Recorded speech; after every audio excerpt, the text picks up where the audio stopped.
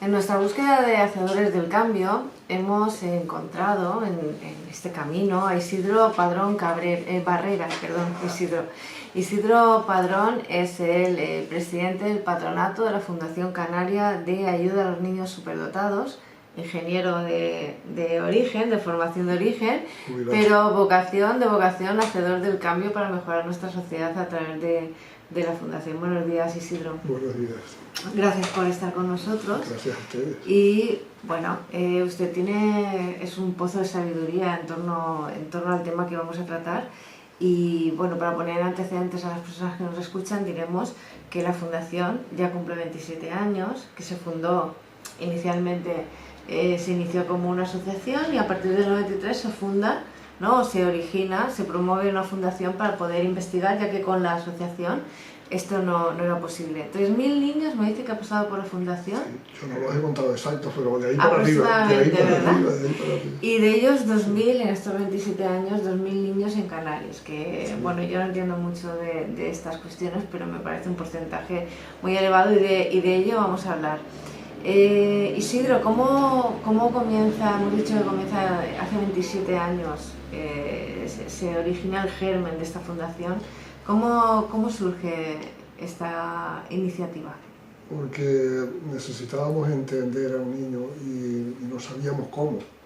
Y entonces pues tuve que recorrer toda España porque fui a todos los sitios donde pensé que había personas que nos podían ayudar y solo encontré a una persona en Navarra, que fue el señor Serafín Argáiz con 96 años, que luego lo contratamos aquí para que con 97 años lo traímos y dio un curso de 3 días para enseñar cómo funciona la inteligencia alta, la superadotación intelectual.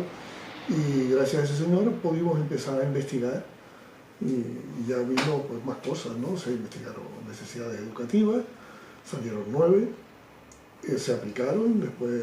Eso a lo largo de la evolución de la Fundación, ¿verdad? Bueno, como vamos a ir por partes, ustedes tienen en su entorno el caso de un niño que necesitan entender y a partir de ahí surge esta fundación, ¿verdad? Sí.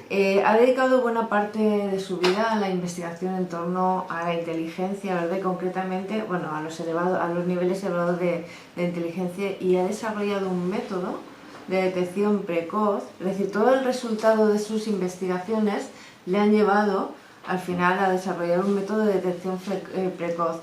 Dice que antes del año, a los 11 meses ya se puede detectar en los niños y a los 10 en las niñas. Correcto. Cuéntanos un poquito sobre este método de detección precoz. Bueno, pues hubo que hacer diferentes etapas de investigación en determinadas cosas, ¿no? Como fue, por ejemplo, porque al principio aparecían muchos niños varones y pocas niñas en los detectados con inteligencia alta.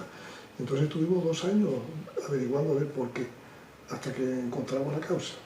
Y encontramos esa causa, pues nos abrió más campo todavía porque encontramos que la mente de la mujer funciona desde la precaución, el 99%. Entonces la mente del varón funciona desde la dispersión. Entonces esa evolución desde esas posiciones personales hace que las evoluciones sean diferentes, no que sean malas una y otra mejor, ¿no? Sino diferentes. Y entonces, claro, eso es necesario, importante saberlo, primero para la convivencia, porque hoy en día, por falta de eso, se rompen más convivencias que las que se forman, sí, así una serie de cuestiones. Entonces, las diferentes etapas de investigación han permitido investigar lo siguiente, de forma que yo empecé la detección temprana con 7 años de los menores. Entonces fui bajando la edad hasta obtener ese tope por abajo. ¿Y el porcentaje de fiabilidad sobre esos resultados, una vez que evolucionan y que crecen los niños? Ese porcentaje es el más alto de todas las pruebas que se conocen homologadas. Y ya, bueno, ¿por qué? Porque tiene más fiabilidad. Pues porque las pruebas homologadas dependen del menor, se aplican directamente a los menores. Esta prueba no se necesita ni siquiera ver al menor, la información la da la madre o el padre. Entonces, todas las limitaciones originadas porque el menor esté cansado, porque el menor no quiera colaborar, porque el menor... Hay diferentes situaciones. que implican una merma siempre en el resultado en favor del menor. Y después también hay limitaciones por parte de quien aplica las pruebas, porque si se aplican pruebas como están ocurriendo los equipos de zona, los equipos que hay en los colegios, pues al no partir de las verdaderas necesidades educativas no pueden tener criterios educativos. Al no tener criterios educativos no pueden saber cómo funciona la inteligencia. Y entonces todo eso está bloqueado ahí. Estábamos comentando que dice que los resultados que usted obtiene a estas pruebas de detección temprana tienen un alto porcentaje de fiabilidad. Entiendo que hace un seguimiento de estos, ¿no? de la evolución de estos niños, por un lado y por otro. Este método no tiene un sesgo de si se aplica o se obtiene la información de los padres, no hay un sesgo por subjetividad a la hora de obtener las respuestas. No, porque las cuestiones están diseñadas para obtener prácticamente un sí o un no. Y ahí, como le dije antes, los parámetros que se buscan, que son los que permiten interpretar la mente, que es la velocidad de procesamiento, la madurez mental y el cociente intelectual. Entonces eso se obtiene muy directo, de forma que la prueba que se hace, todas las respuestas han de ser confluyentes. El principio de confluencia impide que haya fallos. Que no haya consistencia. Aunque alguien conteste algo que no es por error o por lo que sea, no permite fallo, porque yo entonces hago 2 o 3 preguntas más para ratificar que hay un error ahí. Y entonces, sobre la marcha, todas las cuestiones, todas las respuestas confluyen. El principio de confluencia no permite error. Me comentaba antes que ha detectado, a través de este método, a lo largo de todo este tiempo, 3 casos de superdotación profunda, que me decía que era a partir de 150, 170 de cociente intelectual, ¿verdad? En estos casos también me indicaba, si me lo puede explicar un poquito, que suele haber, en algún caso ha habido una relación directa con quizás la pérdida del habla del niño con ese nivel de inteligencia, ¿no? Cuéntanos un poquito sobre esto. Pues eso es relativamente frecuente, de forma que incluso los niños que gaguean, los niños que tienen dificultades a veces en lectura, que se saltan letras, todo eso está ligado con una velocidad predominante, es decir, que las necesidades educativas son 9 y una de ellas es la rapidez de la mente. Si el ritmo de la mente predomina sobre la concentración, se producen problemas. Ellos no lo saben, ¿no? Pero usted se encuentra gente mayor que a lo mejor habla muy rápido y junta unas palabras con otras y es difícil entenderlas. Normalmente es porque la inteligencia les obliga a hablar rápido porque piensan que es el ritmo que tendrían que hablar. Me refiero, cada uno actúa desde los parámetros de su propia mente. Entonces, bueno, eso es frecuente, yo lo observo, pero bueno, no pasa nada. Entonces los niños eso se ve en directo. Muy directo. Este caso concreto de pérdida del habla, al final, ¿estas situaciones se revierten? Claro, normalmente sigue atendiendo lo más temprano posible.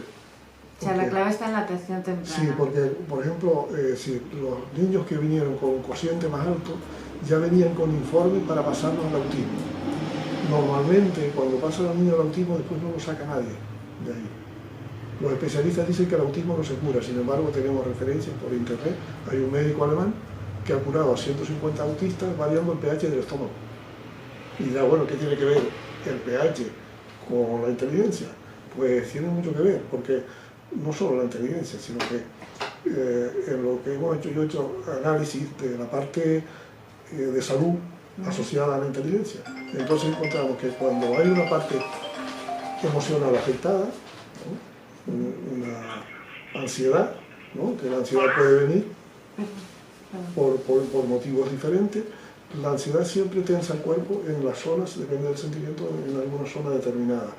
Esa tensión disminuye la circulación de la sangre en la zona, entonces las células no pueden hacer su trabajo y empieza un origen de enfermedad. Entonces, paralelamente el pH del estómago se pone ácido. Entonces, eso coincide, por ejemplo, los celíacos están originados ahí. Y así otras enfermedades. A mí me llamó mucho la atención en lo del niño. Entonces hay una línea delgada entre ser superdotado a un nivel muy elevado y ser autista, ¿no? Bueno, O ser considerado, no serlo, es ser, sino ser eso considerado. es una O sea, es consideración. una etiqueta, ¿no? Sí, es una etiqueta por falta de atención educativa temprana, la mente termina pues aislándose o termina tal, y entonces hay un saco, por decirlo de alguna manera, un saco para en la parte psicológica designar a esas personas diferentes en ese aspecto. Pero realmente lo que hay es una inteligencia alta no atendida tempranamente, y así hay muchas enfermedades, bastantes, originadas por la falta de atención educativa. Cuando usted es hemos dicho que es un hacedor del cambio, es una persona que ayuda, es decir, que en su deseo, cuando usted buscó su respuesta, en esa respuesta encontrada, ¿no?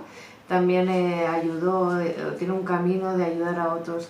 ¿Qué es lo que buscan las personas que se acercan a esta asociación, a esta fundación? Y vienen con su caso, ¿no? Y entiendo que preocupados. ¿Qué es lo que le manifiestan?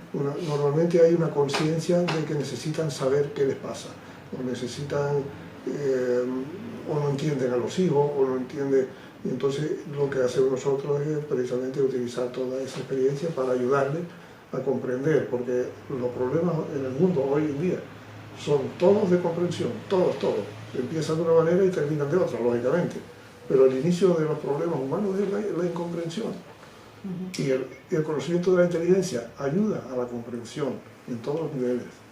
¿Qué tiene que ocurrir o qué tiene que darse para que un padre, claro, porque estamos hablando de educar a niños, para que un padre llegue a la conclusión de que no entiende a su hijo y que este no entenderlo puede estar relacionado con un alto nivel de cociente de inteligencia, ¿qué tiene que darse? ¿Qué tiene que ocurrir?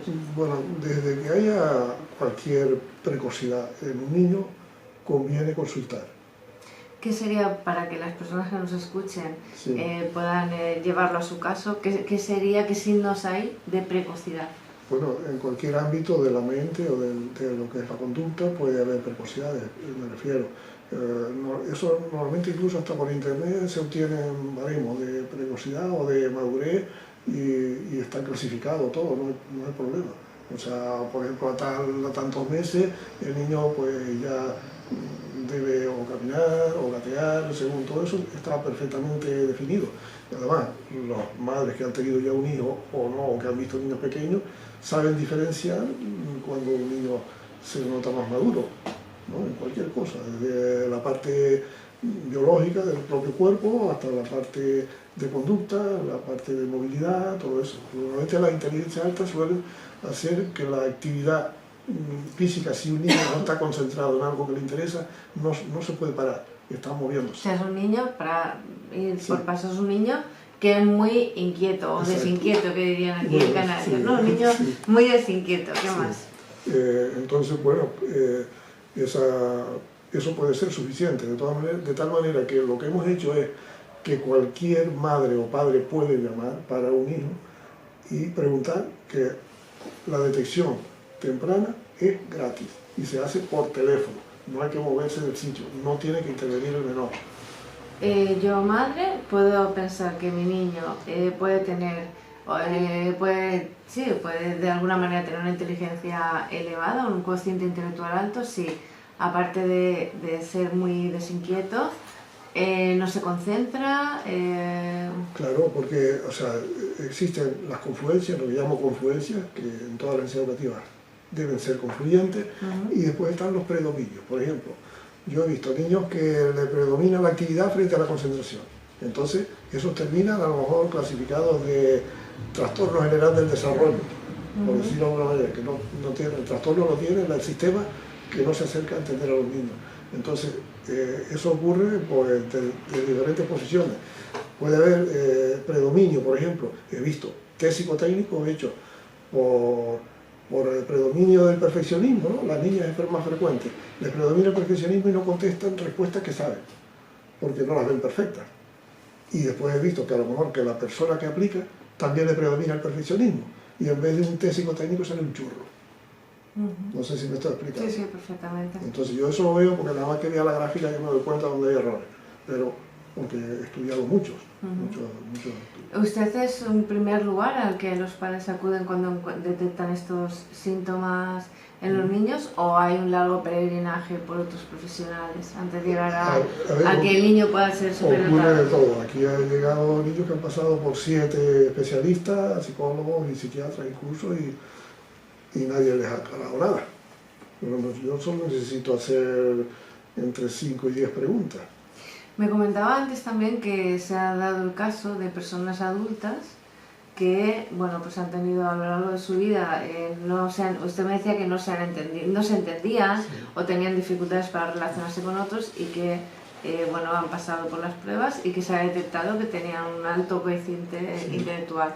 Háblanos un poquito de estos casos. Pues sí, ha habido varios, o más de varios, porque el tiempo va pasando y yo no estoy teniendo en cuenta la cantidad de esas personas que llaman para sí mismos. Entonces, pero es tremenda, la situación es muy dura y muy complicada, porque no pueden, o sea, teniendo la máxima capacidad de relacionarse, no la ejercen, porque se interpretan al revés. Interpretan, por ejemplo, y ocurre en los niños pequeños es donde se ve más claro.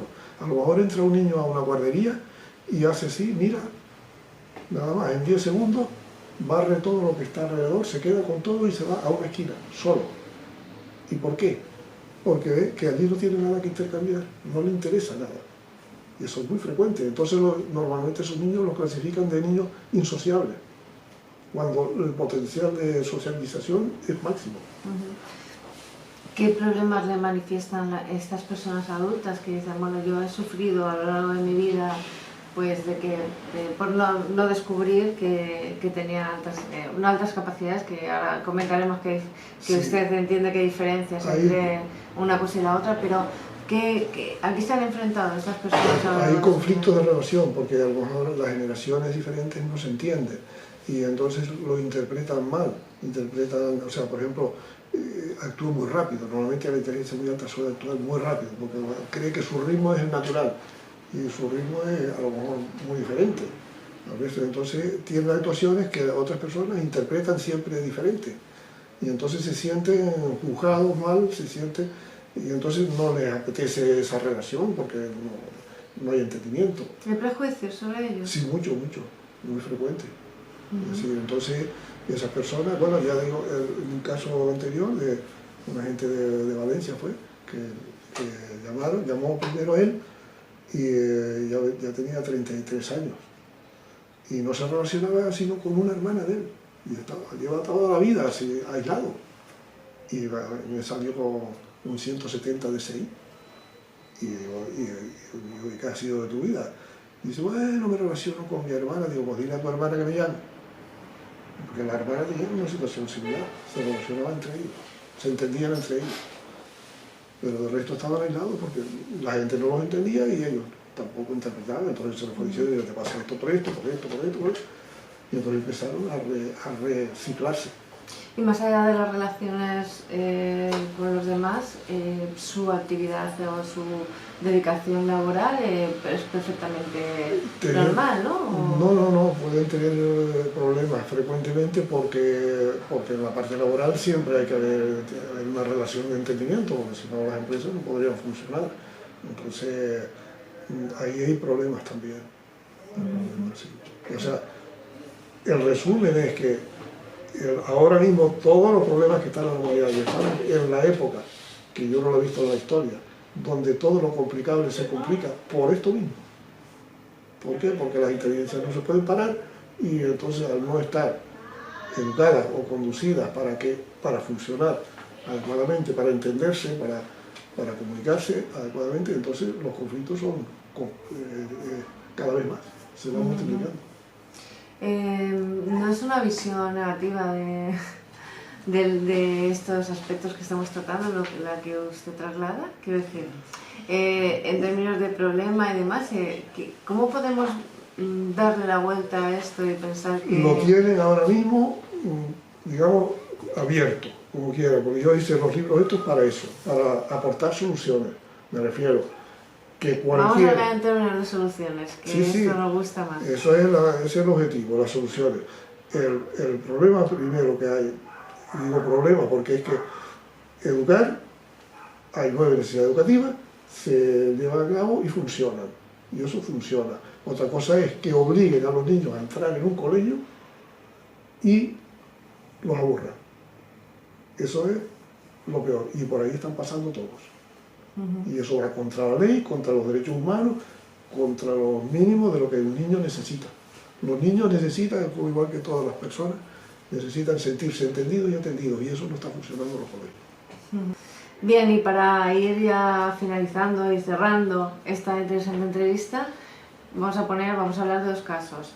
Padres con niños pequeños que intuyan que sus niños puedan ser superdotados, ¿qué tienen que hacer para, bueno, asumir cuál es la situación que tienen y saber qué pasos tienen que dar? Bueno, es simplemente llamar por teléfono y responder a las preguntas, porque para los niños pequeños se hace gratis por teléfono. ¿Les llaman a dónde? ¿A dónde tienen que llamar? A la fundación, al teléfono, hay un fijo, hay un móvil, ¿Sí? El 928-460909 y el 656-960026. Pueden poner un correo también a fundacion.fans@gmail.com.